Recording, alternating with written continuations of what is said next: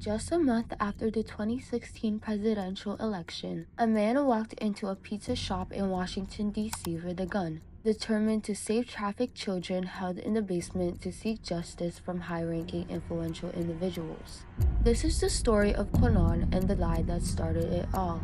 What started as a strange rumor grew into one of the biggest and influential movements in American history.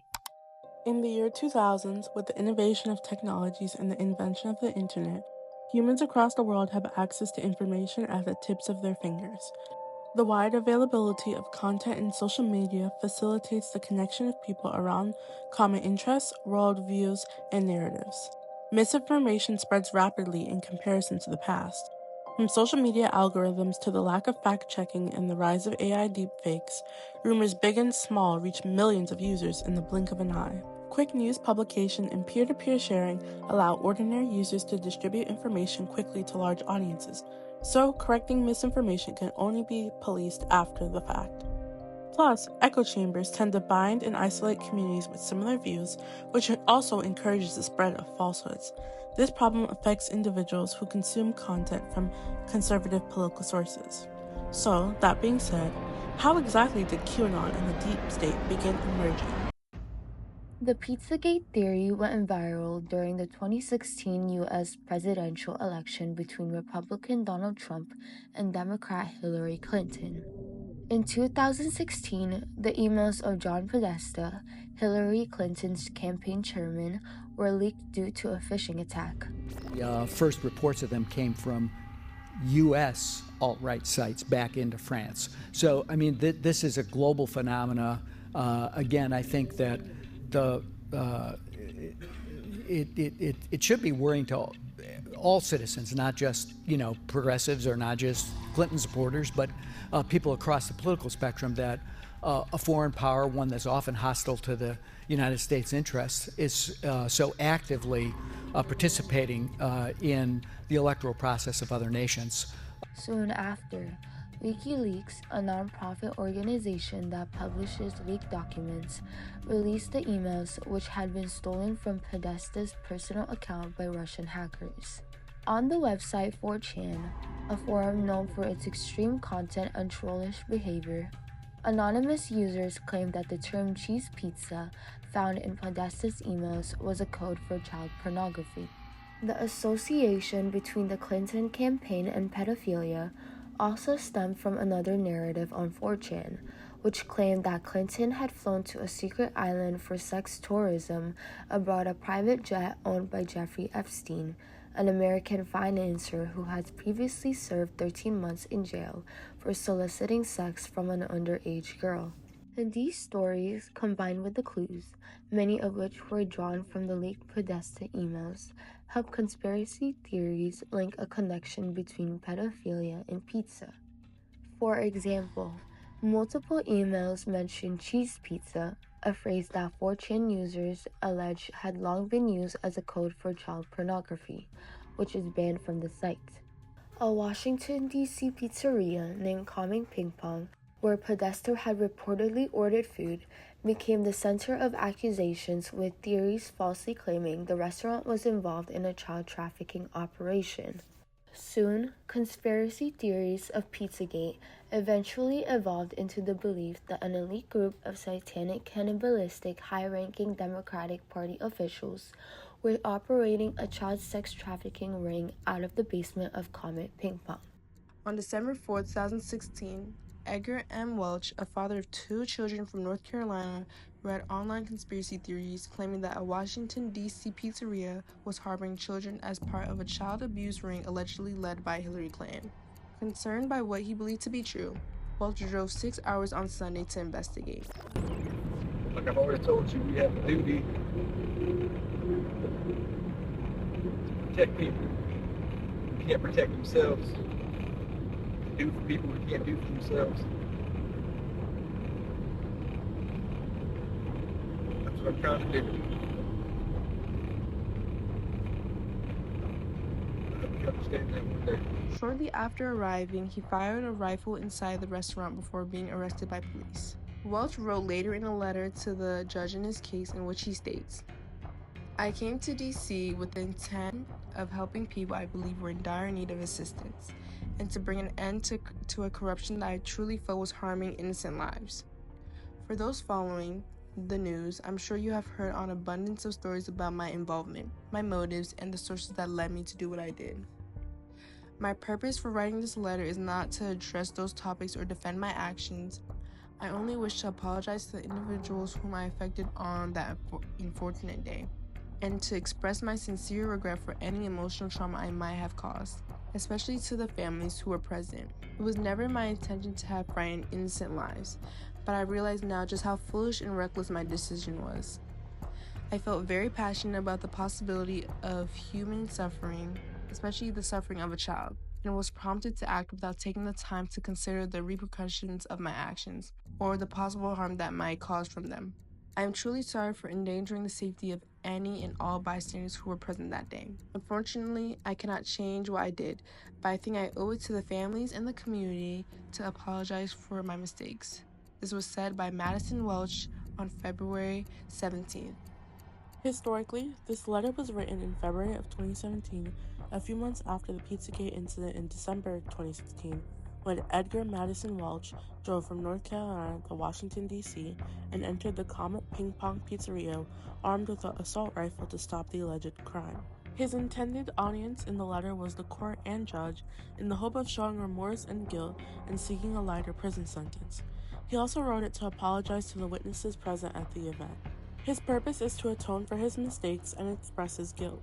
He accepts responsibility for his actions and tries to clarify to the public that he was acting out of what he believed was a moral duty to save children. Lastly, the point of view that Welch has of himself is that he is someone who was acting heroically, but later realized he was a victim of being misinformed.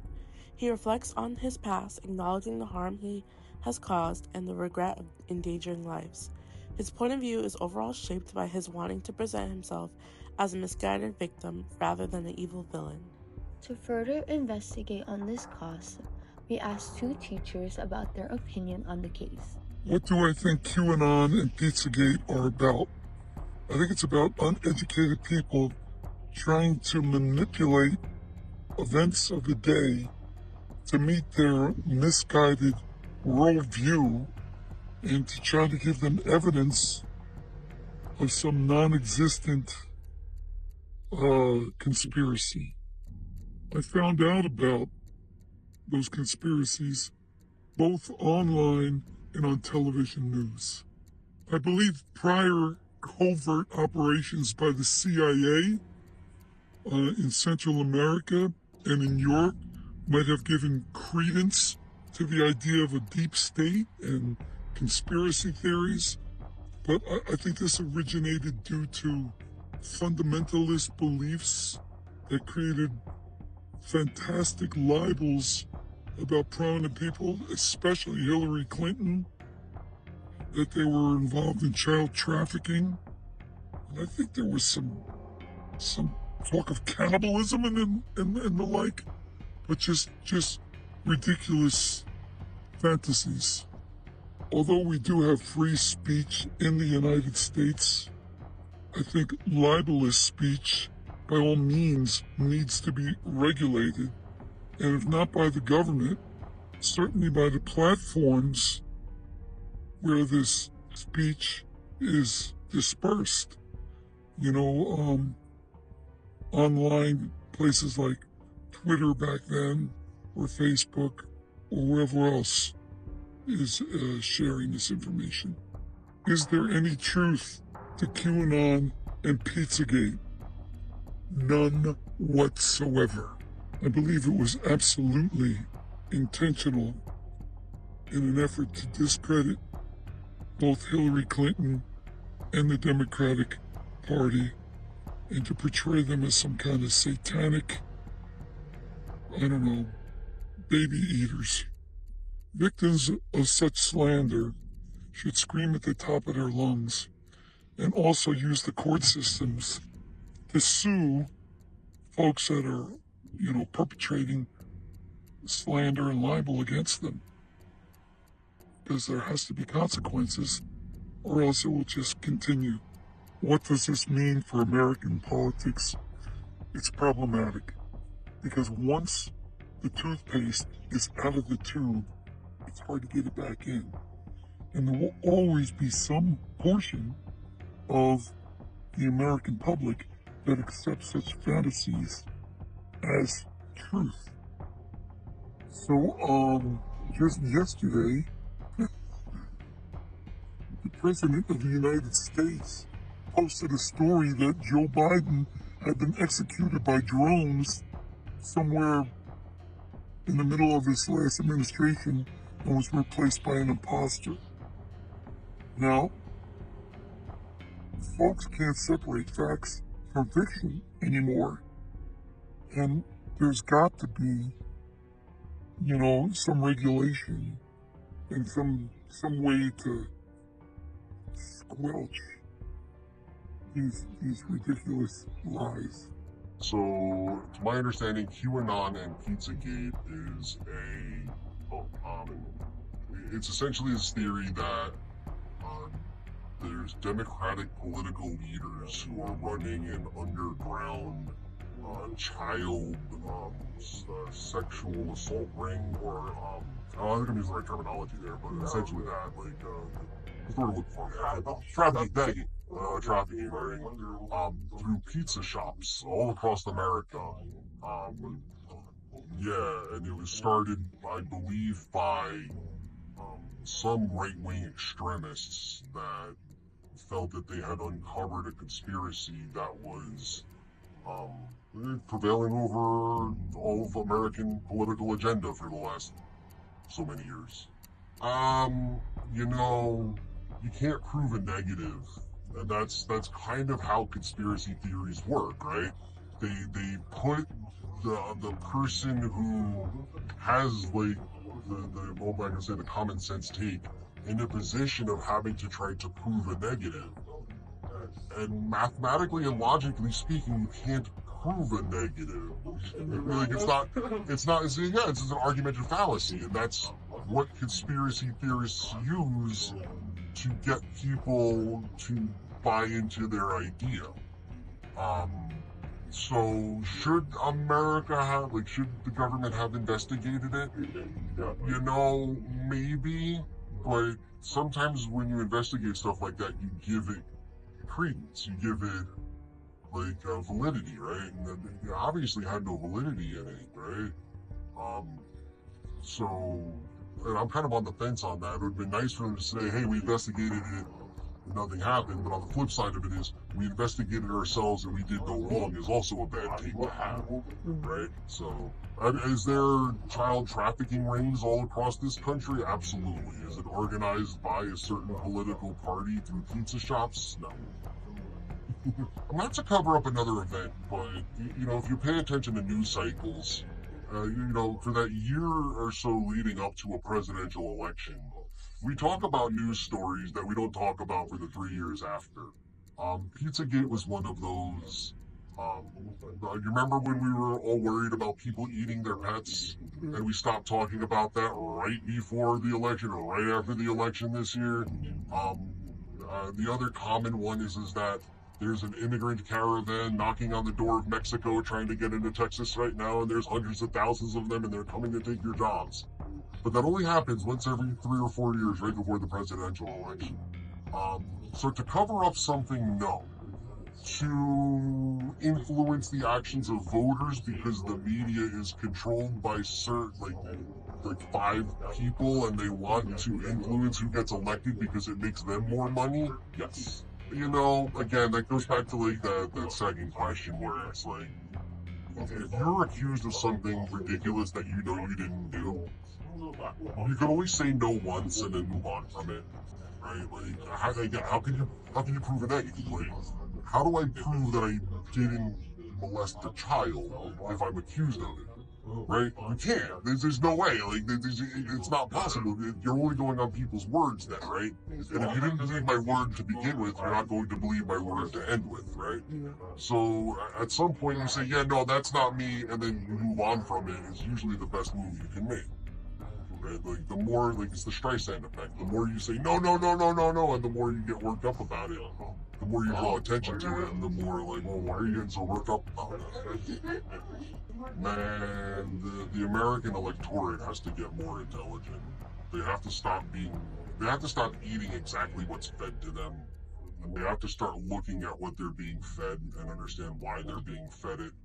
And Americans think we only vote once a year, and we don't. We vote every single day. Um, by letting things happen the way they happen.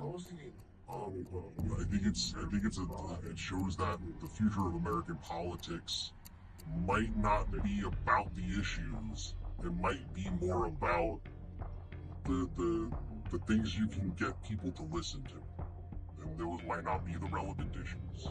The articles were soon exposed as false, but debunking them did little to stop the spread of Pizzagate conspiracy theories involving Comet Ping Pong. Instead, the narrative involved and became the start of what would become known as QAnon.